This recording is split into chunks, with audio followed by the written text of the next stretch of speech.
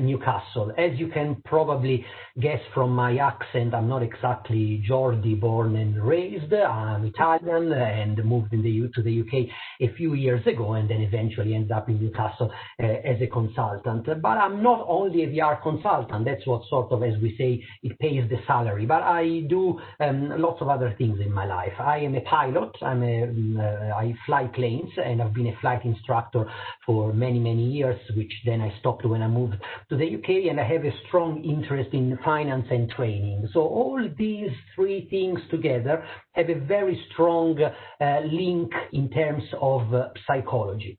Because trading sort of stocks, options is all about psychology.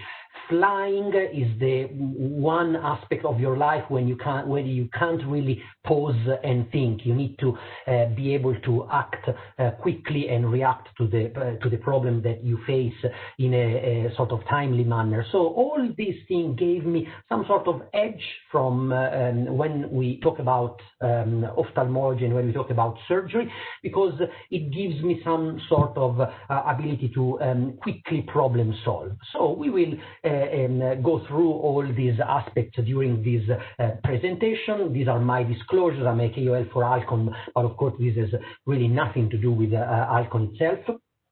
And the structure of this hour of chatting is going to be a big and probably in a sense quite disturbing example of a chain of events, the concept of primacy, which we'll go through afterwards, the psychology of the loss aversion, and then the reason for having multiple mentors, ideas to get better, and of course, should you have any question, you are more than welcome to ask me towards the end.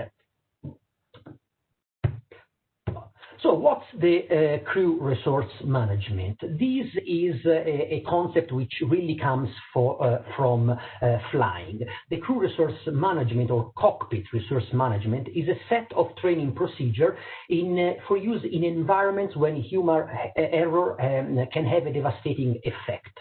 So these are used primarily for improving aviation safety, and it focuses on interpersonal communication, leadership, and decision-making in the cockpit of an airliner. Now, I want to make a little disclosure. Here, I am a pilot. I've seen the name of Michael among the attendees, who is or was a pilot himself as well, but mainly we are doctors. And so for this reason, the story has been made a little easier for everybody to understand, but to an educated ear, there could be some elements missing. But, you know, I can guarantee that these are not really important in the big scheme of this talk.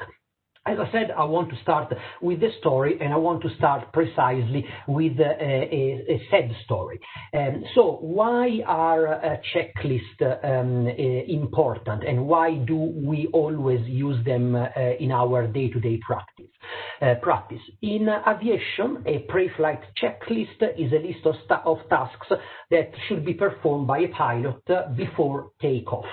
The purpose of this is to improve the safety.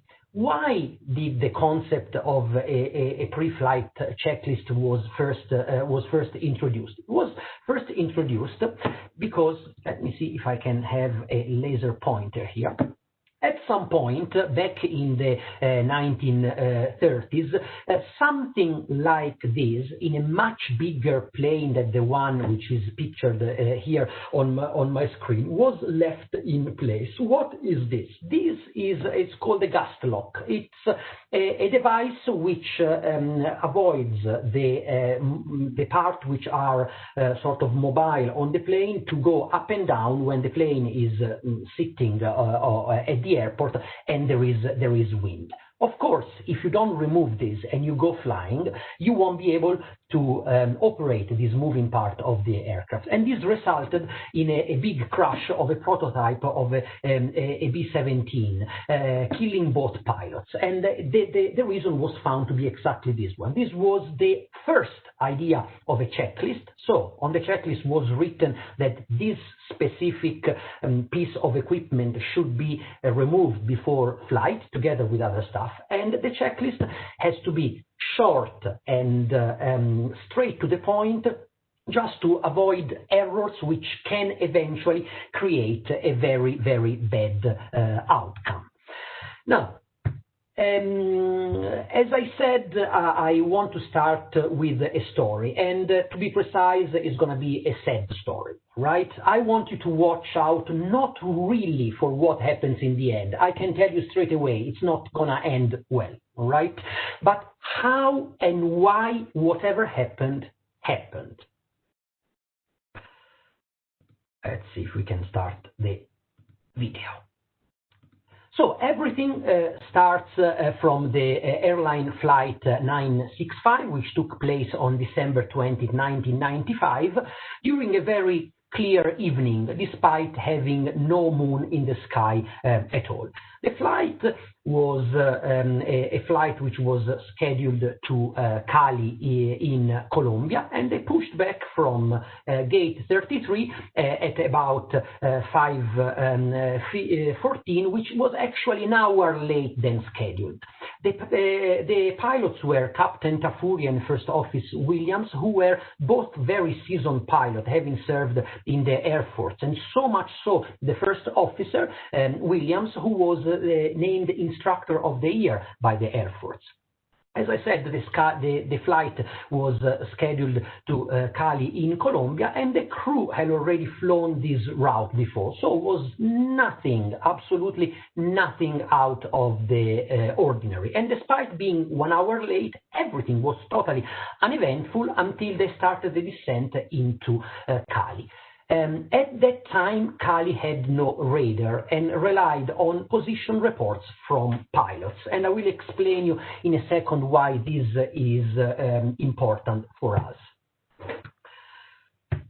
The radar is that sort of equipment which tells the flight controller where an airplane is and at what altitude it is.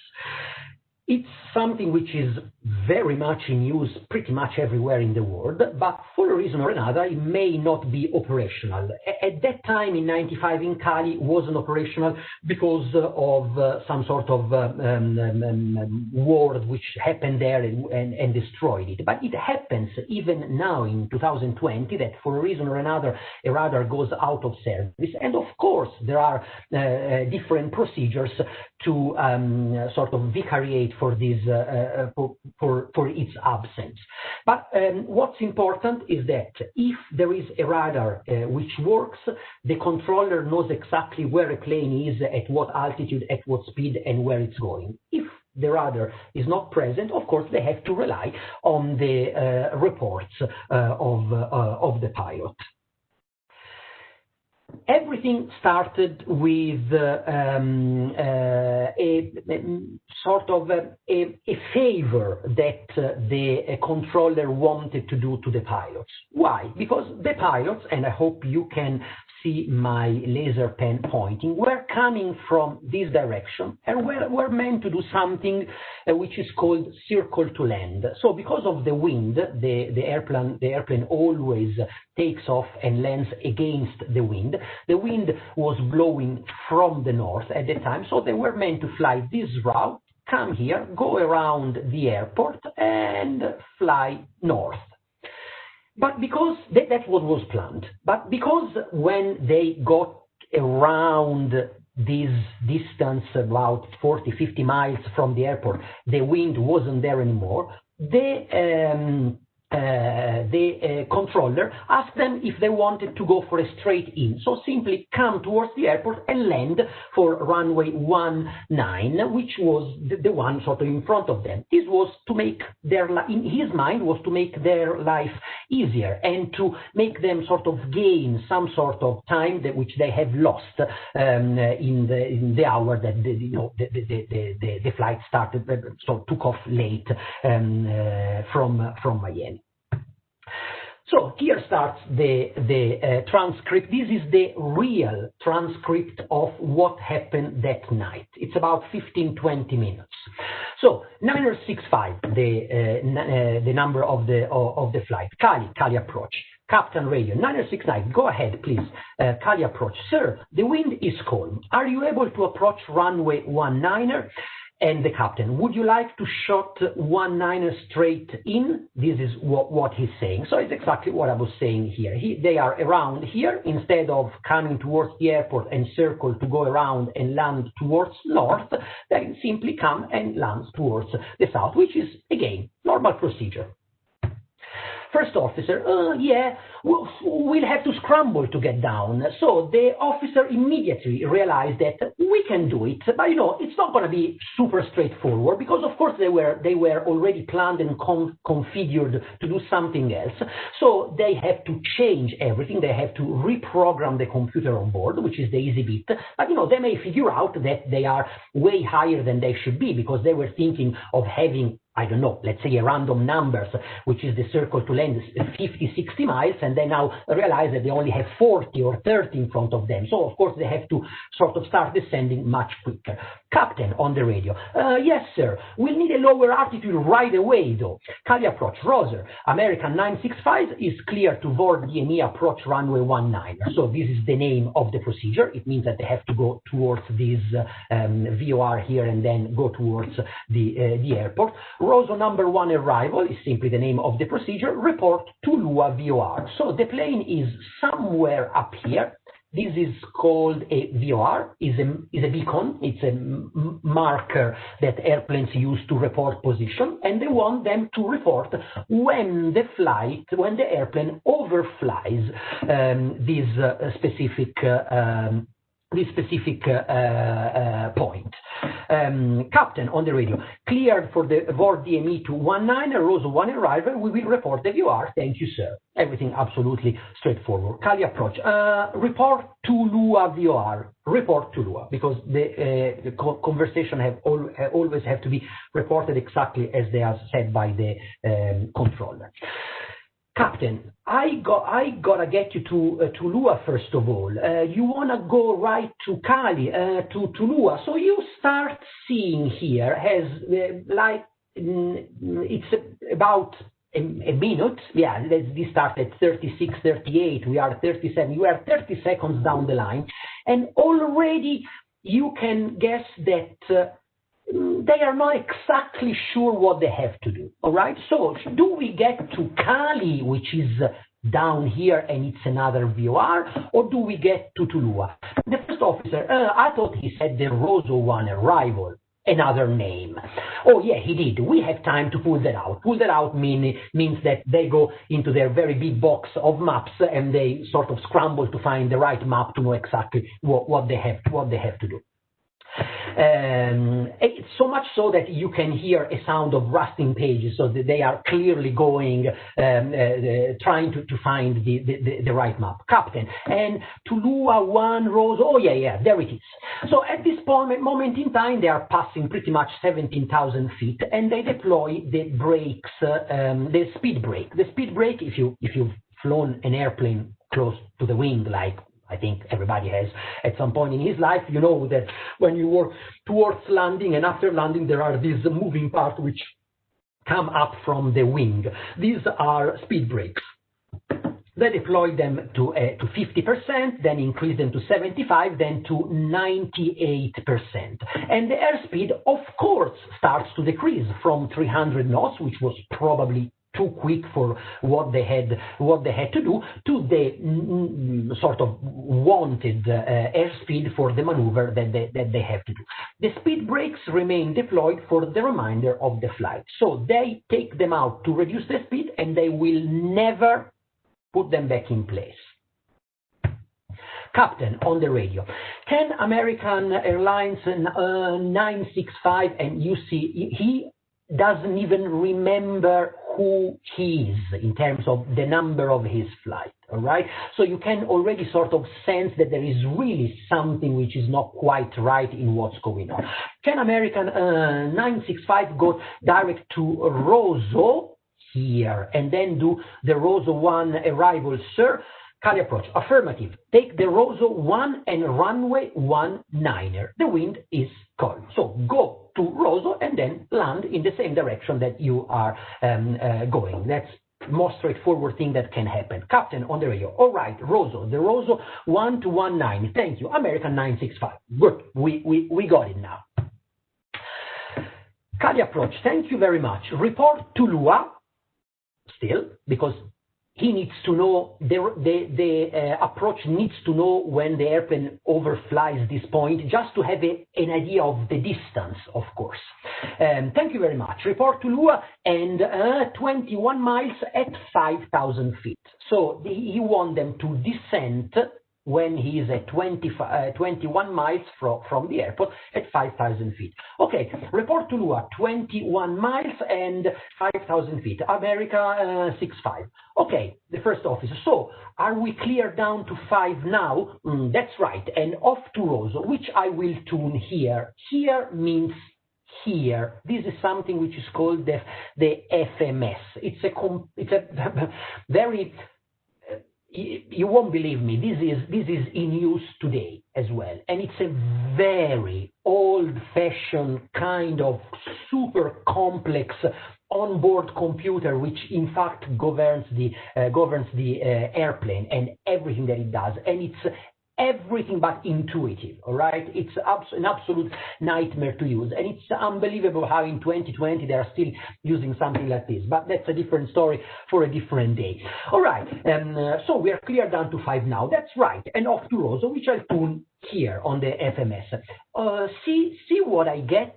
21 miles at 5,000, part of the approach. Okay, so they are trying to figure out what is going on. So Rosso, as you can see, he's trying to put this fix into this computer, and Rosso is identified by the letter R. Now, this is something which aviation has changed after this accident here.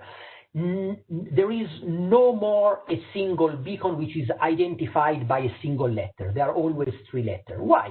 Because they put R on here, as it was in fact correct to do.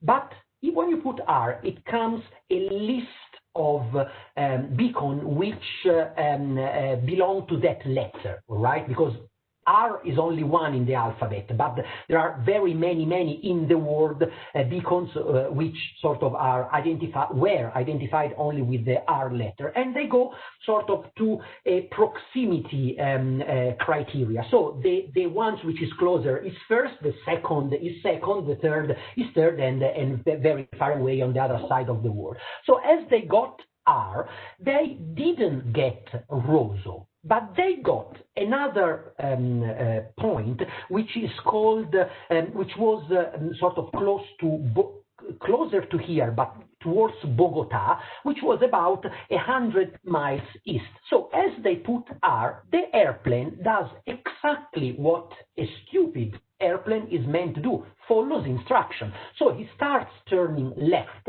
and starts going off completely in another direction, all right? And that's why the captain has to see what I get, because he doesn't quite understand why, but he sort of understands that there is something which is going on, because the plane is not going in the direction where the map suggests it should be going.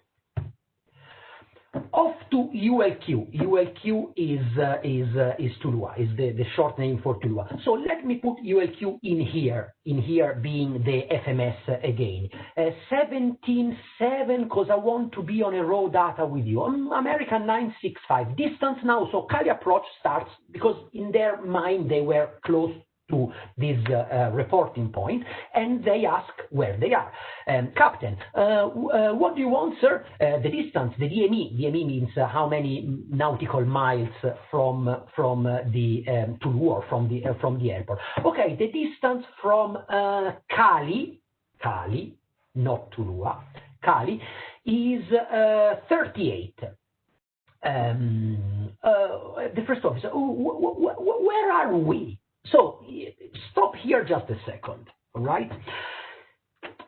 You can be scared enough if in a cockpit of a big commercial plane, the first officer asks the captains, where the hell are we in space?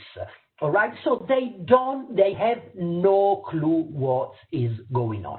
One of them think that the Tulua was in front of them, but in fact was behind. And another one, the approach wants to know the distance from here, and they report the distance from here, which is, of course is farther away. So, there is a massive sort of misunderstanding and chaos going on. And now, can you sort of see the chain of event here? Can you see that one event is leading to another one, to another one, to another one? So the change of approach at the beginning. So if the approach didn't want to be nice to them and just let them do whatever they've practiced to, this accident would have never happened, because they would have arrived here, did the circle to land, and landed. I mean, that would have been very straightforward. So with the being nice was the first sort of part of the chain of the events. Then the captain and the first officer accepted the offer, which was the second fact, because they knew that they had to scramble, they were high. So, there was nothing which was in place to accept that approach. Then they didn't have, of course, the map ready, because they were briefed for a different kind of approach. So why on earth would they have that one ready? So they had to go through and lose time. Remember that when you are flying, you can't really press pause. You can't really tell the plane, all right, let's stop here. We try to figure out what we are doing, and then we go back. No, the plane has to carry on going. So, the more you lose doing one task, the more you sort of get away from the time that you have to do all the rest.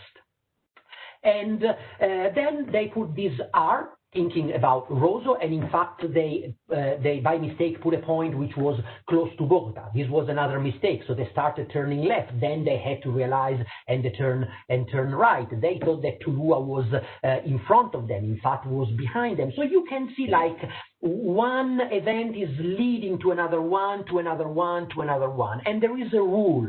The rule is that the longer the chain of events gets, the harder is to break it. All right? Start forgetting about what I'm telling you here, and start thinking about what you do when you operate and when you do surgery. All right? If you fix on closing that capsular axis that is absolutely running away, and instead of stopping, getting the instruments out of your eye, putting probably some more viscoelastic or some heavier viscoelastic, and try to do some maneuver to recover that capsular axis. If you fix on carry on doing what it's not right, that capsular axis is going to run eventually, all right? So the longer the chain of events gets, the harder is to break it. Right, so back to in our cockpit. So what do you want, sir? Oh, the distance from Cali. Where are we? Roger, we are going out to, let's go right.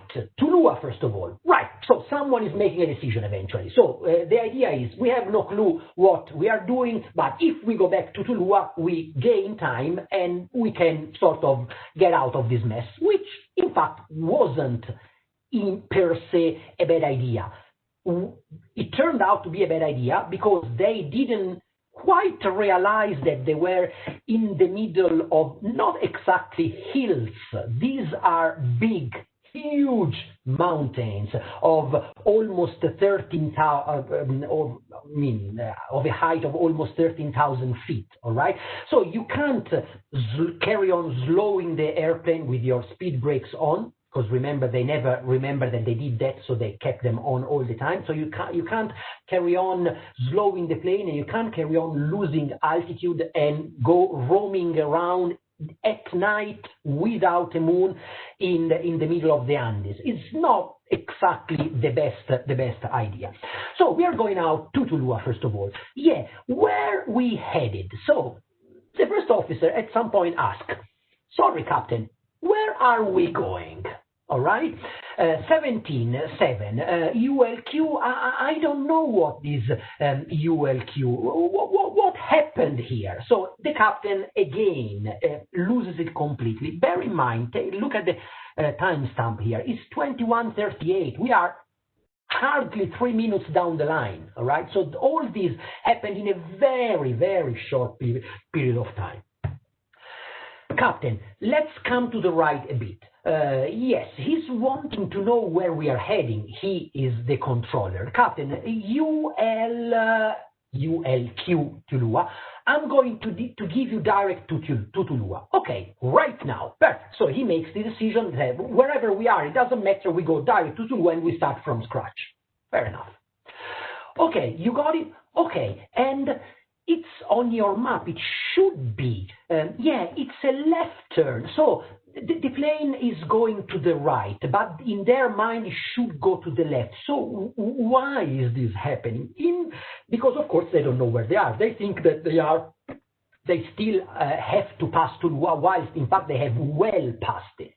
So the aircraft rolls from left to right, and the altitude passes 13,000 feet, was 17,000 before, so was well above the mountains before, and 13,600 feet is pretty much at the height of the highest peak, which is pretty much 13,000, all right? So, you know, dark night, big plane, no moon, roaming around inside the Andes. Again, not really a great idea. Yeah, I got to identify that Tulua, though. How do they do it? There is a Morse. If you see up here or down here in Cali, you see there is a Morse code. So if you tune on 115.5, you will hear this beep, beep, beep, beep, beep, beep, beep, beep, beep, beep. And this is, oh, nice dog. This is exactly the Morse code. So what pilots do, they tune in a beacon and they listen to the Morse code just to make sure that they are in fact tuned to the right one. Okay? Because again, 115.5 is the frequency of Cali, but I can guarantee you it's going to be the frequency of countless other beacons around the world. Usually they are not close to each other, but sometimes they do. And so the only way to know that they are tuned to the right one is to listen to the Morse code. And in fact, the navigator, there is the sound of this Morse code. Okay, I'm getting it, 17.7, just doesn't look right on mine. I don't know why. Well, because you have no clue where you are, for example. That could be an explanation why. First officer, left turn. So, do you want a left turn back around to ULQ, to Lua? So, the first officer is like, can you please tell me what do you want to do? Just give me an instruction and we will go from there. And the aircraft, in the meantime, keeps rolling from right to left, to right to left, and keeps descending and slowing down. Captain, no, let's press on to, well, we are, press on to where? So the first officer is completely lost. So where do you want to go? To Lua. Okay, so that's a right, a right turn. All right, Captain, where are we going? 1, 2, come to the right. All right, forget about that. Let's go to Cali. Let's change plan another time, as if we haven't made a mess already in our life. First of all, let's go to, we've got completely messed up here, didn't we? Yes, you did. And you realized almost 4 minutes down the line with the plane slowing down and descending at high vertical speed. Yeah, the officer is quite on board with the statement that they messed up. Go direct CLO. How did we get messed up here? Come to the right now. Come to the right now. So at some point the captain seems that he knows what he's doing and sort of starts giving this order. Yes, we are in a heading, select to the right. Captain, on the radio, America, 38 miles north of, and you want us to go to Tulua and then do the Rosso to the runway, right to runway 19? A complete random communication. He doesn't know where to go. He doesn't know what to do. He doesn't know what to ask for. He's even forgotten which runway he's meant to land on. All right? Cali approach, 965. You can land runway 19er. You can use runway 19er.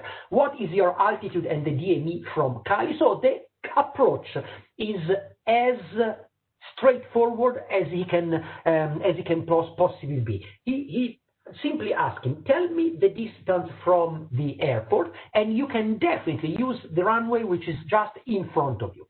Captain, okay, we are 37 DME, 37 miles at 10,000 feet. You are okay. You are in good shape now, is saying to the first officer. Cali approach. Roger. We are heading, Cali approach. Report 5,000 and final to 1 runway 19er. So they said, let you simply carry on descending to 5,000 feet and go to runway 19er. Now, bear in mind, again, Cali approach doesn't have a clue where this plane is, because they can't see it, and because they have no radar, and they are relying on what the captain says. So if the captain says that they are 30, what was that? 30, I don't remember, 30 something miles, 37 miles from Cali at 10,000 feet, for the approach is 37 miles at 10,000 feet. He doesn't sort of think that this may be roaming around in the mountainous area, all right? So he is meant to follow a specific route. So there is nothing that the approach can do to sort of save the day, if you know what I mean, without being able to know exactly where the plane is.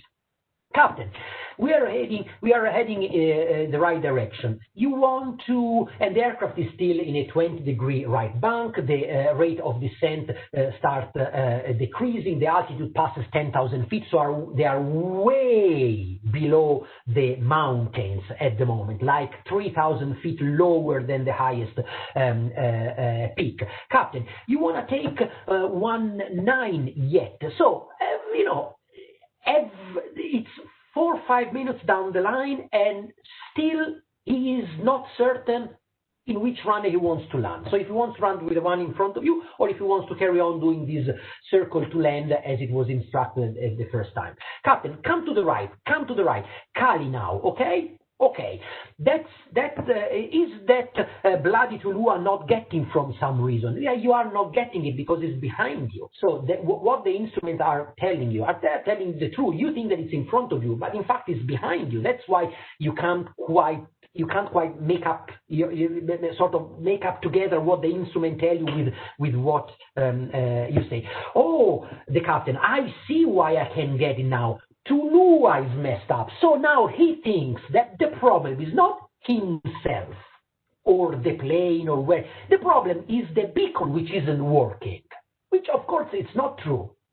But you know, he sort of convinces himself that he is not the problem here. Okay, yeah, first officer, of course, as sort of like a little puppy, always says yes to what the captain says. First officer, I don't want to Lua. Let's just go to the extender center line of which is Rosso. Now let me explain you just a second. If you look at the map here, this is the airport.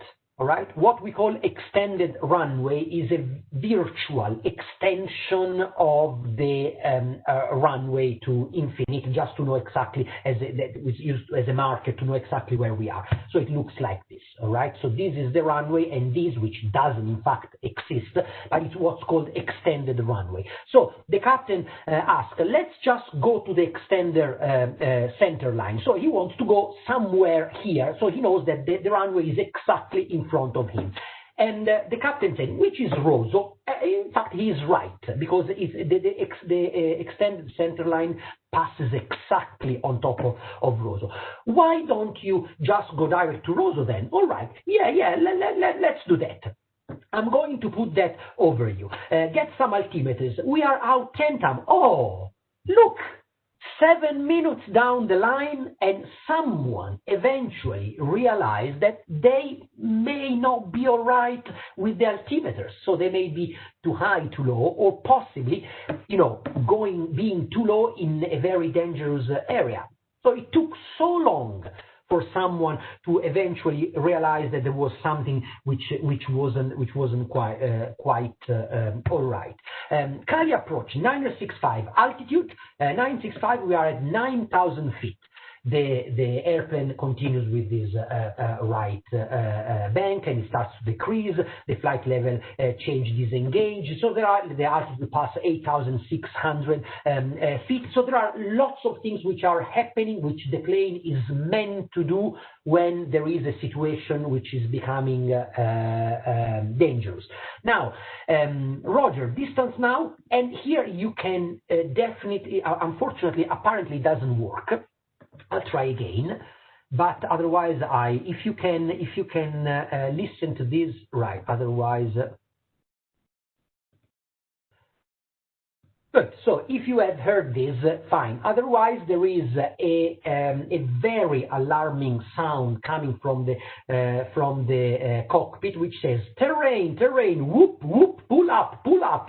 So you are in this situation where you have two pilots who have no clue, who are dangerously low, who have an alarm of a terrain. So the terrain means that the actual terrain is very, very close to them because they have a radio altimeter. So the plane knows exactly how far away is from the ground below.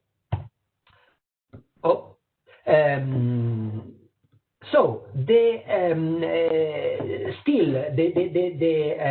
plane is slowing down to 234 knots, which is really nothing for a plane which is flying at that altitude. The rate of descent is 15,000 feet per minute. The altimeter is very, very low, 8,000 feet. Bear in mind, here there is 830, 12, 6, 12. So they are in very, very high mountainous terrain. And the captain eventually realized that there is something which isn't quite right. You can hear the autopilot which disconnects. It's another very distinctive sound that you can hear in the cockpit, and the captain says, "Oh, pull up, baby." Now he realized that he is really, really in a bad situation. There is this other master cautious, which is another sound, because the radar altitude says that the airplane is below 500 feet from impacting the ground. All right, so there is all this going on, and they still have the brakes on. So even if this was tested afterwards, until this point, if they only realized that they had the speed brakes on and they put them off and went full power, they would have saved the day. All right? So you can see how, in a sense, forgiving those planes are. But, at some point, if you do everything that's possibly imaginable to crash, you manage to crash. All right? First officer, it's okay, captain, pull up, okay, easy does it, the sounds of the autopilot, nope, up baby, end of the cockpit record. They can still hear this pull up, end of the CRV record. So this was a brand new 757, it was only a few months or a few years old, flight 965. There were 163 people on board, 155 passengers, 159 died, 4 passengers survived together with 1 dog. And this is the accident, and these are the real images of the sort of people who went to help out. Now, why did this happen? What could have been done to avoid it? Whose fault was it? And do you see any similarity with medicine and surgery? So why did this happen? Was it because the dark night? Nope. Planes fly in dark night constantly. I went flying at night last week with a very small Cessna myself because I love it. So let alone the big commercial planes.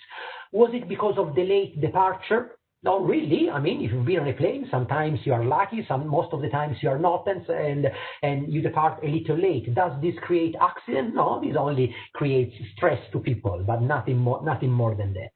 Was it the change of approach?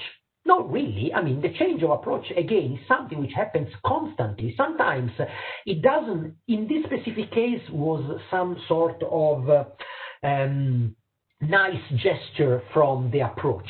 Sometimes it's a mandatory thing because the wind changes and you can't land for one runway. You have to land for the other one. So changes of approach are things which happen day in, day out. And I'm sure all of us have been on planes which sort of last moment is not quite like that, but have had a change of approach and we've all landed safely. So pilots are absolutely trained to do something like that. Was that the FMS issue? You remember the R on this small computer? No, because yes, we can discuss how, for as long as we like, about how badly engineered this was, and in fact, this has been changed afterwards. But a pilot who knows what he's talking about and what he's doing understands immediately that a fix which is 100 miles east from the direction that he's going cannot be the right one, right? So this isn't the reason why this has happened. Was because the Rosso point was not found? Not really. Was because of the lack of communications? Yes. Was because of poor piloting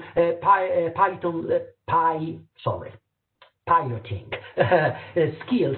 So it wasn't one of these reasons. Was the sum of all of these reasons. And if the captain, or by all means the first officer, at any point realized that there was something going on and they had to stop and think. As I said, remember, you can press pause. You can't press pause when you fly, but there is an equivalent of pressing pause when you fly. You can climb. You climb and you start circling around and you think. You burn fuel. Someone eventually will ask you why you've done something like that, but that's the pause when you fly. So they did have a way out of this. They could have gotten to a point where they say, right, sorry, we have no clue of what we are doing. Let's go full power, climb 15,000 feet, which is above every mountain that is around. We circle around 1, 2, 10 times. We go straight on what we have to do, and we start from scratch. That's what they should have done and could have done, but they didn't. So what could have been done to avoid it? They should and could have broken the chain of event at any point. Any of these part of the chain of event could have been broken and would have led to a complete different outcome. And whose fault was it? The fault is clearly of the absence of CRM, so the absence of this management on what they were doing. Because if you reread the transcript, you can clearly see that the captain was giving orders and the first officer was never challenging him, which may be all right if the captain gives correct order, but in this case he was completely messed up. So why hasn't the first officer ever sort of questioned what he was doing? Now, do you see any similarity with the medicine and surgery? I do see a lot of similarity with that, because sometimes you go into surgery and you have a plan. I'm a VR surgeon, so I can't have a plan, because by definition, every time I go inside an eye, something is different from what I've thought. But you go there with a plan, and you need to be sort of good enough and critic enough towards yourself to change this plan constantly. So you go inside an eye, you do the easiest operation that you can possibly think about, and at some point you have a small bleeding, and you see, forget about the bleeding, it's small, I'm almost done. And then the small bleeding starts sort of blurring your view, and then from a small bleeding they become two, because you touch the retina, and then the whole view is gone, and then you start swearing, and you have to start asking for new instruments, and you have to start clearing the blood and try to understand where it's bleeding from, and ask for the diathermy, which of course it wasn't there because it wasn't planned to be used, so it takes 3 minutes to the nurse to set it up, and in the meantime the blood carries on, you get stressed, you can't see, you don't know what's going on, you don't know if the retina is still where it's meant to be, blah, blah, blah, blah, blah. I could do a zillion of examples like this, all right? The other one is the capsular X. I still remember I was a fellow at King's, and I was doing one of my first cataracts by myself, and I knew that I could do the capsular X's, and in fact I couldn't, and I messed it up. But I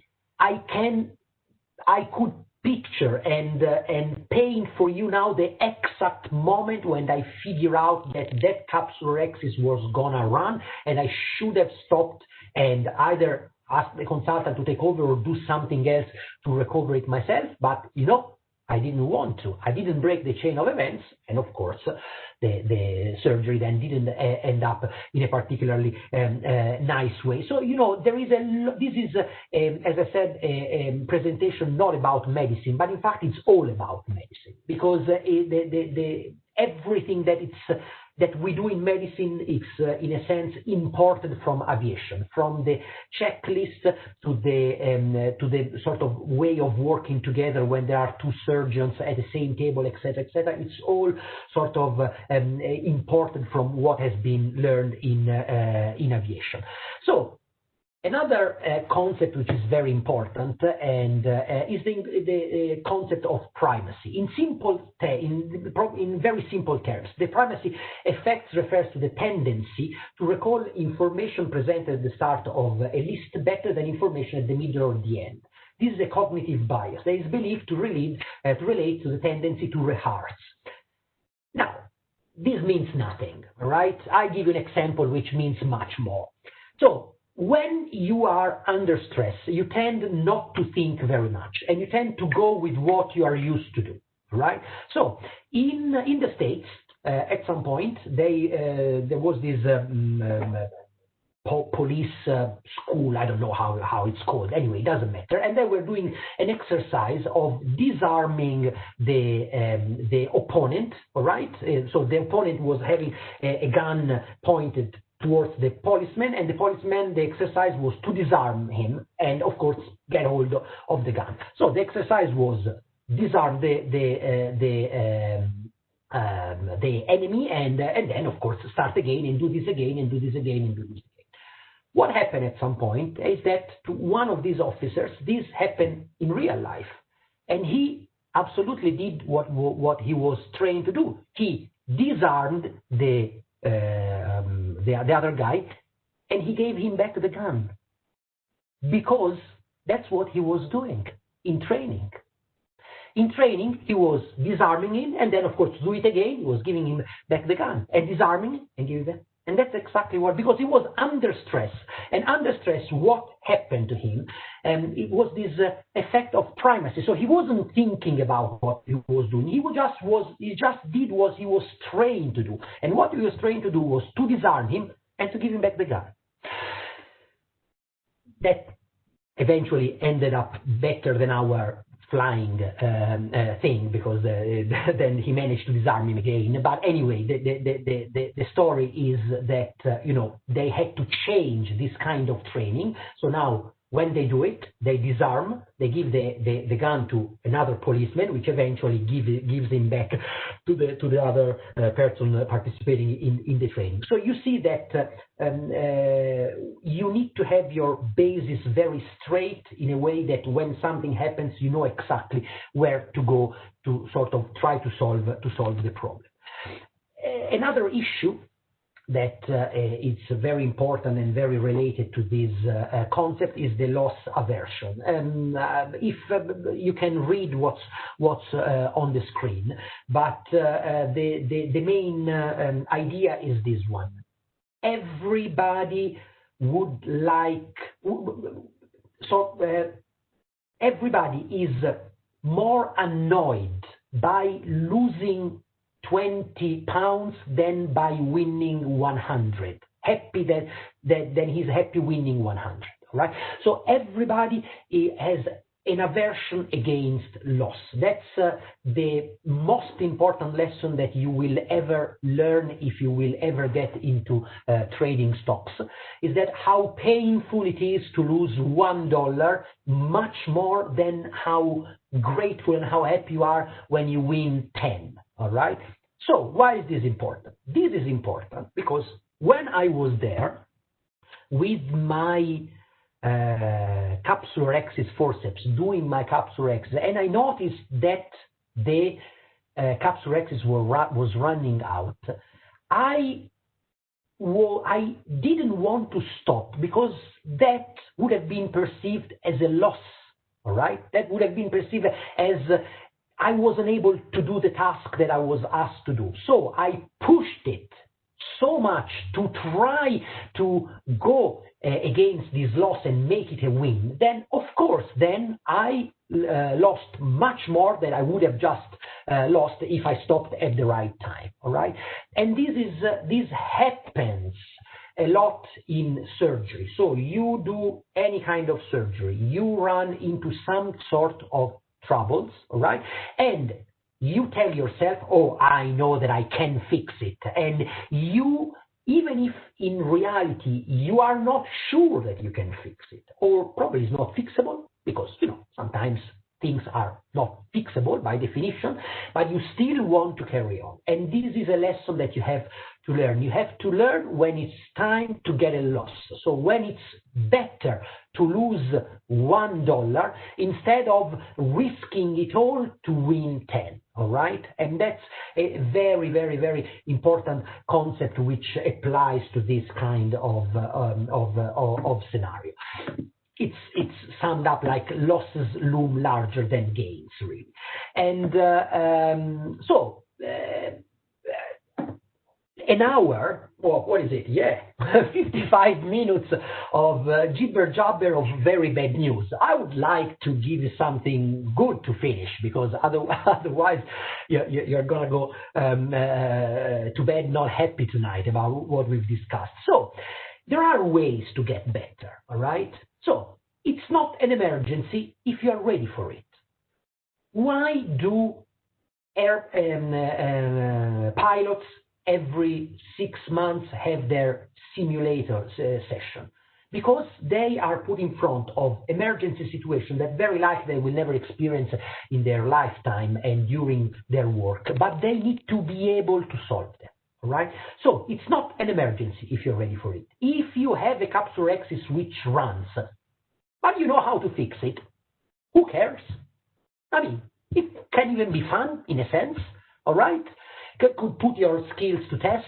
So if you have practiced how to recover a capsulorhexis which runs, or if you have practiced how to fix that issue inside the eye once you've touched the retina and you know that you have immediately to do A, B, C, D, it's not an emergency anymore. It's something which is annoying, would have been better if it didn't happen, but at the end of the day, that's it. Once you get behind the airplane, it's difficult to catch up. So don't let events overflow you, all right? When you have a small bleeding inside the eye, stop it. Doesn't matter if it's small. It doesn't matter if you are towards the end of the surgery. Doesn't matter if you think you can do it anyway. Doesn't matter if it doesn't particularly blur your vision. Stop it. Because it takes you 30 seconds, all right? And if you don't, the ones that small bleeding is not small and becomes bigger and blurs your vision and leads to other disaster, you are behind the airplane and you can't catch up anymore. So when you see a problem, spot it, solve it.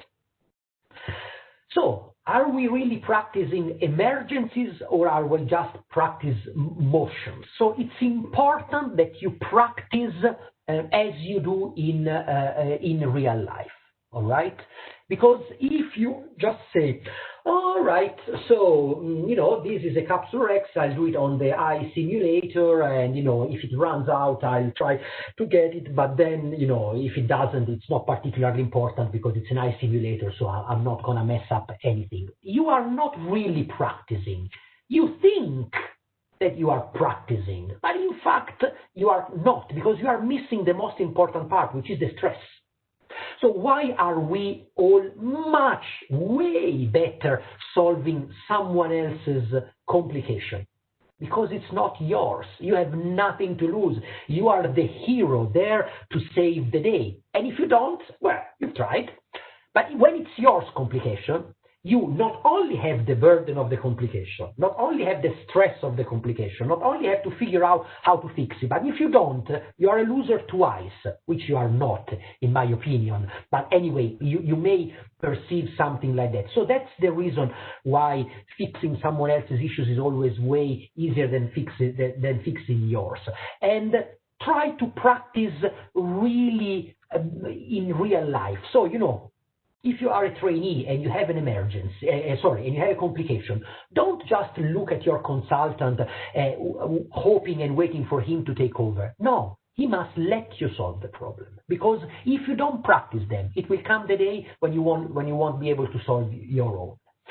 And of course, we must continue to pursue knowledge. So, I am here today, hopefully, to teach something, and tomorrow I'm going to be here to learn something.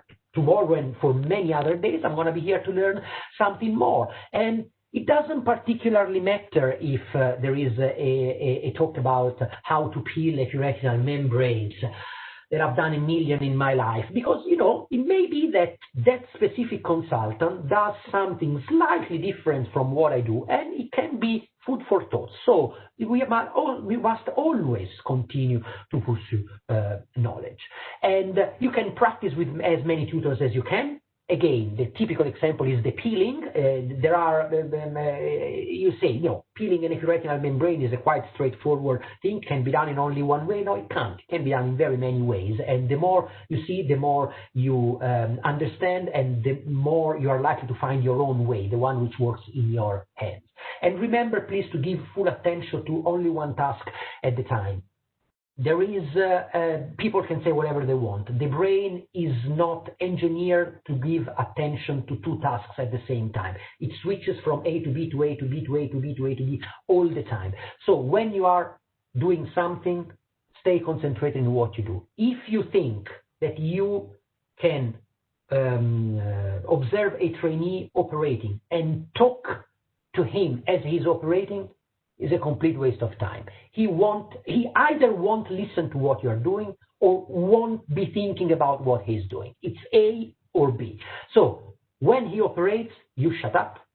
If you want to tell him something, you ask him to stop. You tell him what you want to say, and then he carries on. Because it's one full attention to one task only.